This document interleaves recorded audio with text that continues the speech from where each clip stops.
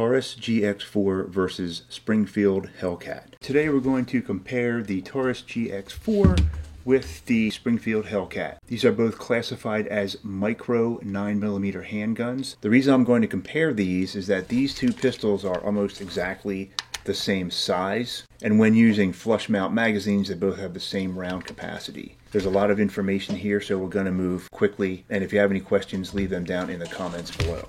First, let's start with the price. So right now the Springfield Hellcat sells for around $579 and up, depending on the model and what kind of accessories come with it. If you look online, you could probably get one of these for between $500 and $600, depending on the exact model. The Taurus GX4 currently goes for about $270 to $350, depending on the features. This is a base model. It doesn't have the rail on the front or the optics cut or anything like that. And I've seen these online for about the same price range. Both these firearms have been verified unloaded for this video. So first, let's compare the size of these firearms. One of the reasons I decided to compare these is because they are almost identically the same size. They are almost exactly the same length. They're almost exactly the same height, and they're very close to being the same width. As far as comparing the barrel length on these two guns, the Springfield Hellcat comes in right at 3 inches as advertised.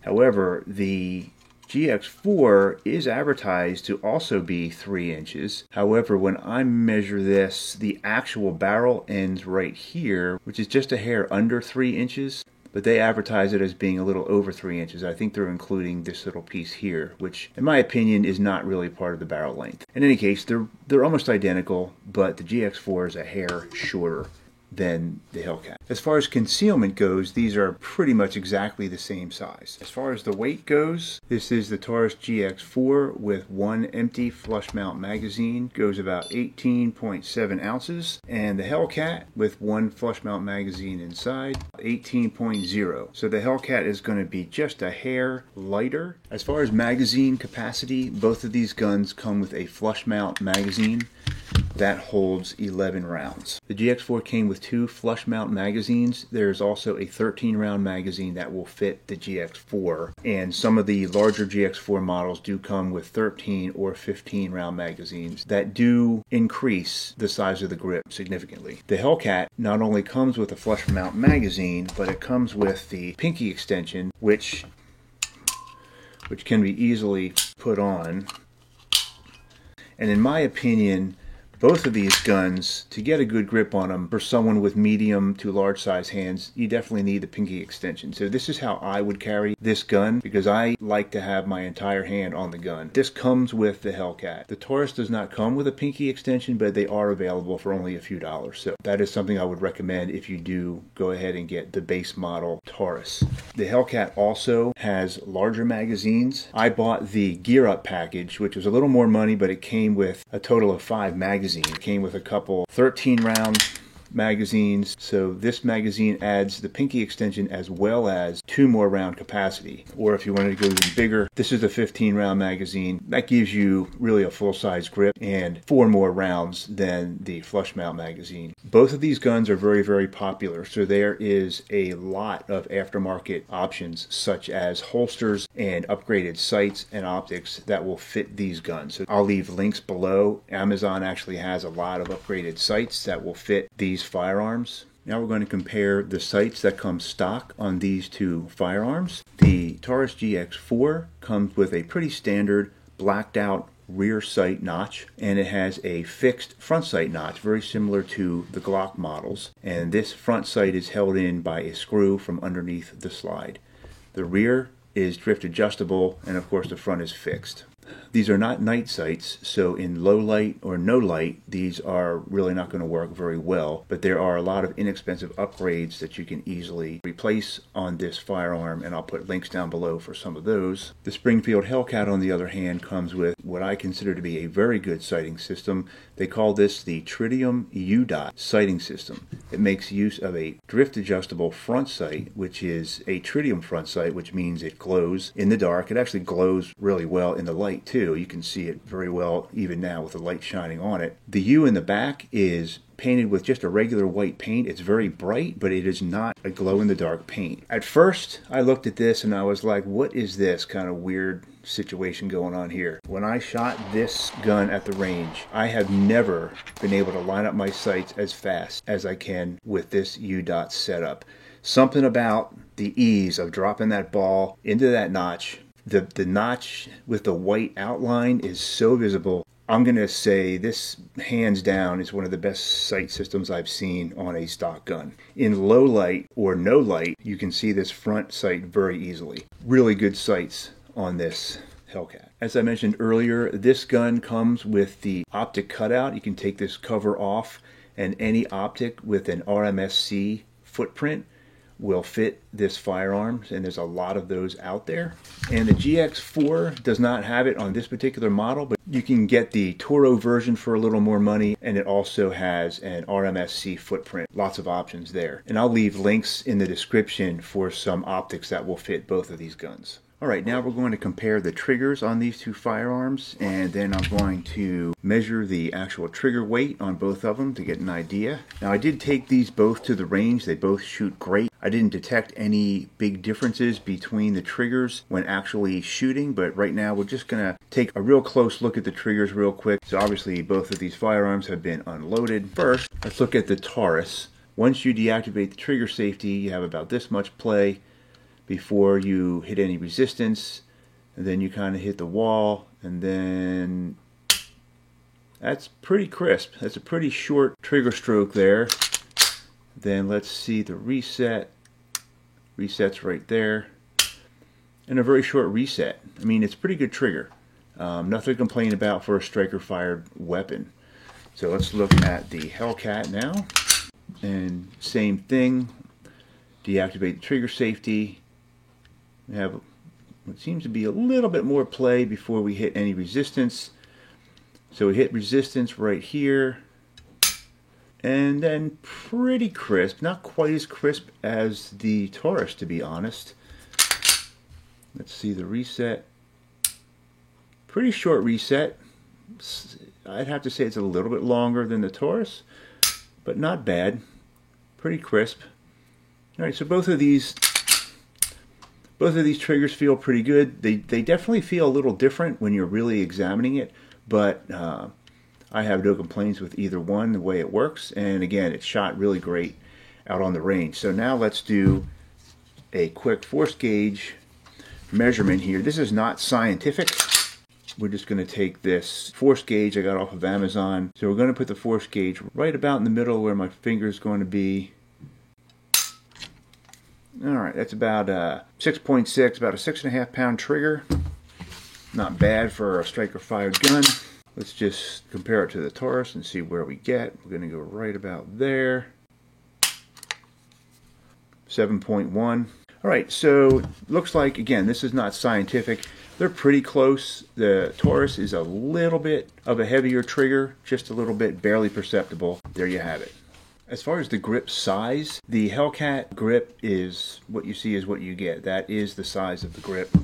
The GX4 comes with two back straps. This one's a little bit bigger, so you could take this one off just by knocking out this pin. I have a video I'll link to up here on how to do that. So you can put on a bigger back strap and make the grip a little bit bigger. So that is a nice feature that the Taurus comes with that the Hellcat does not. As far as the grips go on both of these firearms, the Hellcat has a very, very good stippling going on here. They have a special proprietary stippling that works pretty well. You can get a real good grip on this firearm, especially right here. This is what they call the recoil management pad, and that's this right here. And what that is when you get a good grip on this gun, it's kind of indented a little bit so that you can really, if your thumb's like nice and deep right here, you can really see how your grip on this gun is going to help you control the recoil, as well as this indexing portion right here. That is great. It's very easy to feel that, so you can tell when your finger is in the right spot on the front of the gun, and you can even, when you're holding the pistol, get your support side thumb on this one here and really really control this pistol well. I think they did a great job with the grip on this firearm. The Taurus grip, this has very good stippling as well. It's very similar to the Hellcat, very similar in feel. And they also have the pad up front here, which is great for getting good grip on the gun when you're firing it and a good indexing point when your finger is off the trigger. It does not have anything here, which the Hellcat kind of has. A much better spot here for getting a good grip on the gun. This one is indented a little bit, but it's very, very smooth. I would say grip-wise, the Hellcat really did it right here. The GX4 is not bad by any means, but the Hellcat win in my book. The slide serrations on both of these pistols. So they both have a decent amount of slide serrations to help you get a good grip on the slide to manipulate it. I would say that between the two of these, the Taurus GX4 has a little bit more aggressive serrations there. I can definitely get a better grip on that slide. Although, I mean, there's nothing wrong with these. They just aren't quite as aggressive as they are on the Taurus. Okay, now I want to compare the accessory rail that comes or does not come on these guns. So the Hellcat comes with a Picatinny accessory rail. It's got one slot in it.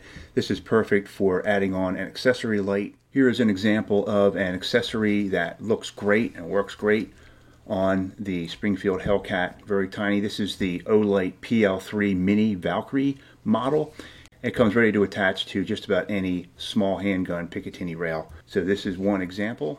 The GX4 does not come with an accessory rail on any of the models except for the GX4 Carry model, which is a considerably larger handgun. It's still a GX4, but it's got a longer slide, it's got a longer grip, and it has more capacity, and it also has the Picatinny rail on it. So you would have to go to a bigger gun to get an accessory rail for a Taurus GX4. As far as the magazine release, both of these pistols have the ability to swap the magazine release to the other side. And I do have videos that I'll reference in the description on how to do that on each of these pistols. So they both have that option for a left-handed shooter. However, the slide stop lever is only on the left-hand side of the gun. It cannot be moved on either one of these pistols for a left-hander. As far as safeties go on both of these firearms, they both have trigger safety, which is the lever here, which keeps you from moving the trigger back unless that safety is pressed. That's pretty standard on most striker-fired guns these days. They both have that, so that's a good thing. They both have internal striker block safeties, which basically prevents the gun from going off if it is dropped. You can purchase the Hellcat in various models with or without a thumb safety in the rear here, so you can get that option. The Taurus GX4 is not available, as far as I can tell, with a thumb safety or a manual safety. I'm going to measure how much force it actually takes to rack the slide to slide lock. So we're going to put a magazine in here and we're going to pull it until the slide locks back and see how much force that takes. The way to do that, we're just going to put the gauge in here like this, and we're going to zeroize it, and we're going to pull it back until it locks the slide. 17.8 pounds. We'll try it one more time. Again, this is not a real scientific test. We're just trying to get an idea here. So it takes about 18 pounds of force to lock that slide back. All right, let's try it with the GX4. Zero eyes, pull it straight back. So it's about 20 pounds. So it's a little bit harder to rack the slide on the Taurus GX4. And again, that's probably going to loosen up after a lot of shooting. So they're pretty close when it comes to that. Both of these guns claim to have a chamber-loaded indicator. What that is a way that you can tell with the slide closed whether there's a round in the chamber or not. Some guns have an actual lever that sticks up that you can feel and see when there's a round in the chamber. I actually prefer that because in dark or low light you would be able to tell positively that there's a round in the chamber. These come with little notches here, so you can look down in the notch, and in broad daylight you can look down in this notch and you can tell that there's a round in there. Now this is a dummy round, so it's not quite as bright as maybe a brass round would be. You can look down in there and see that there's a round in the chamber. And to a very small degree, the extractor sticks out just a little bit. So you could theoretically, if you do this a lot, you might be able to tell in the dark whether that is sticking out just a little tiny bit more than it does when there is no round in there. It's very hard to be sure. So that's the chamber loaded indicator. The Taurus also has a notch in the top. Arguably harder to tell with the Taurus that there's a round in the chamber. I notice very little, if any, difference in the extractor sticking out when there's a round in the chamber. I'm not a big fan of either one of these chamber loaded indicators, but in broad daylight you could theoretically look in there and see if there's a round in the chamber. But nothing beats an actual press check to make sure there's a round in the chamber or not. When it comes to disassembling these two handguns, the GX4 disassembles a little bit different than most in that it has a takedown lever, but you need a tool to turn that. So first, of course, you would verify that it is empty, because you will have to press the trigger. And then you can take the nifty little tool it comes with, or a regular screwdriver, and turn this takedown lever counterclockwise 90 degrees, and then pointing in a safe direction, press the trigger, release the trigger, and then the slide comes off. And then you just pull out the spring and guide rod and then the barrel, and then you're stripped for cleaning purposes. And reassembly is very easy. Just reverse the procedure. You don't have to do anything. This automatically resets itself. Put that back on and you're good to go. All right, the Hellcat is very similar, although the Hellcat, check for empty.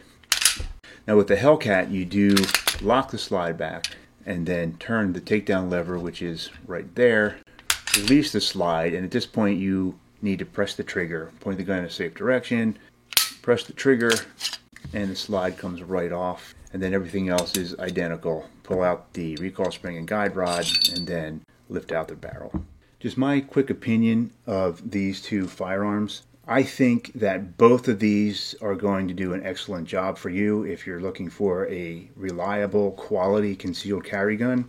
If money is an issue for you, which Taurus is definitely the way to go. There is nothing wrong with the Taurus. I've had Taurus guns for years and I've never had problems with any of them. I fully believe that Taurus is a great company. They have good warranty, good customer service. The only nitpicks I would have with it are the sights aren't that great, but for probably 20 or 30 bucks you could get some upgraded sights for this. And it doesn't come with a pinky extension. Not a big deal. It's pretty cheap to get that, but very good shooter. I had this on the range and it shot flawlessly just like the Hellcat did. No problem with performance there. It's got a good feeling grip. I like that it comes with backstrap options. It comes with a large and a small backstrap, and I really like the feel of the gun. I mean, it feels good in the hand.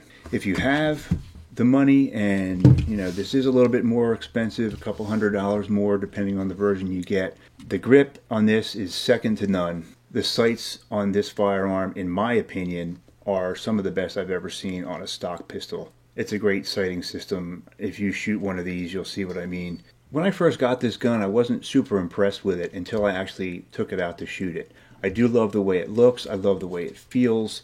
It shoots really well. The sights are almost worth the upgrade, if you ask me. And it does come with a pinky extension, and it has a lot more options for magazines. There's 3 different sizes, where the GX4 at this price point only has 2 magazine sizes that fit it, as far as I can tell. That's not a big deal though. I'm going to probably use one of the smaller ones anyway, because I'm using this as a concealed carry gun, not a full-size gun, so I want it as small as possible. There's pros and cons to both of these. If I had to choose one right this minute, I would just choose the Hellcat. I've had a Springfield XDM forever, and it's one of the best guns I ever had. I would just lean toward that because it's Springfield. I like Springfield products, but Taurus really does it well for the price point. You spend a little less money and get a real solid gun. Alright, so those are my thoughts. If you like this video, please hit like below. Please check out the description for some of the aftermarket items that are available for these firearms. And some of my other videos are linked down there. And please subscribe, and thanks so much for watching.